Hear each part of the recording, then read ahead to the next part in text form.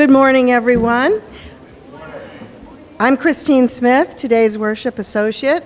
I joined the Unitarian Church in Bethlehem, Pennsylvania in 1978 and came to this church 4 years ago. I love this denomination and this church. I serve as chair of the Communications and Endowment Committee and one of the editors of the Dome Light, sing in the choir, and do whatever I can to keep this church strong and vital. We are going to begin our service first by my going over to get my glasses, and secondly, by Bill helping me to light the chalice, symbolic of the warmth of community and of the brightness that love brings to the world and illuminates our search for justice and peace. 1 second. Hi, I'm Bill Blymiller, and I'm taking over now. Who was the guy when Reagan was shot that said, "I'm in charge"? Haig, Alexander Haig. Yeah. Oh, it's my moment.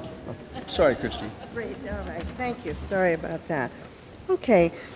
We are one place, all faiths, and we mean that in the broadest sense of welcoming all people on the path of spiritual growth. We are proud to be a welcoming congregation to people of all sexual orientations and gender identities. We strive to create a caring, justice-seeking community. We are a non-creedal church, and you will see the principles we affirm on the back of your order of service. If you have been here many times, we welcome you back.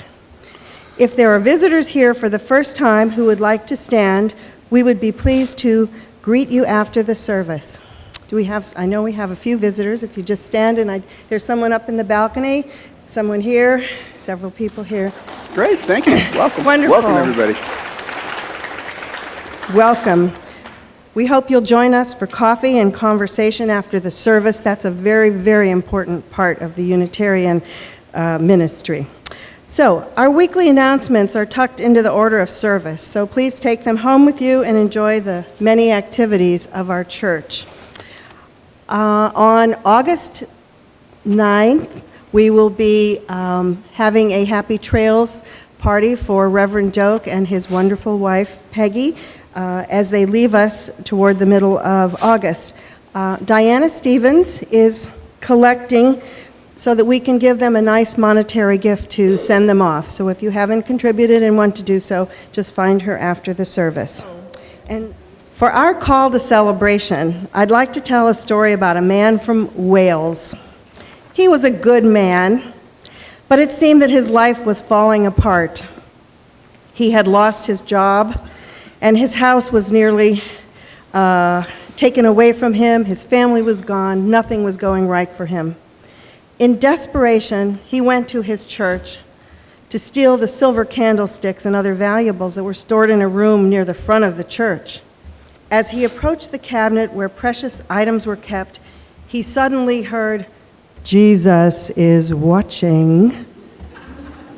He stepped back and looked around. Seeing nothing, he moved toward the cabinet again, but the voice came back, "Jesus is watching."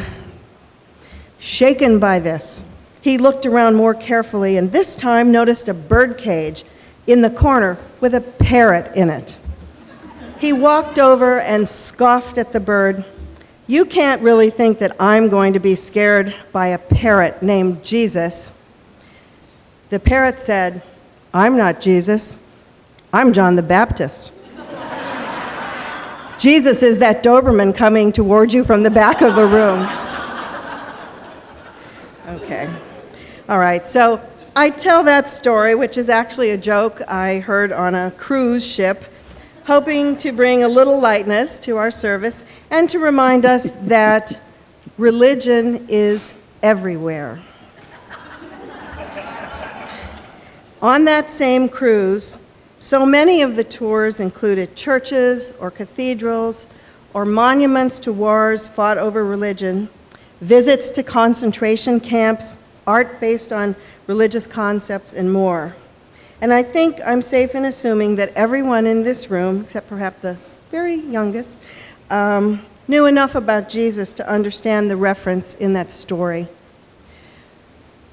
My point is that the immensity of the impact of organized religion on our society is inestimable.